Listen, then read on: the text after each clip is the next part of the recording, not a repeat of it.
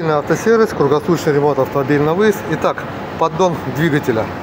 Вот такой, вот такой. Тот, который стоял при запуске двигателя, он стал, слышно были стуки. А все из-за чего произошло? Что когда двигатель стоял, вот тут появилась вмятина, и шатун задевать начал поддон сам. Тут тоже такие вот моменты с выпечаевским двигателем могут быть. Вот она вмятина. Всего лишь надо поправить, подставить. Вот видно прям реально. Вот как он должен быть реально стоять. Притом вот эти два поддона несовместимые между собой. Вроде все одинаковое, но есть косяки. А кому нужна помощь по ремонту, мой WhatsApp 8-902-327-6218. Договариваемся, приезжаю, выезд по России. Инструмент, который я использую в ремонте, я показываю в своем YouTube канале. Вот из-за чего может быть стук. Двигателя должны вот так вот храниться.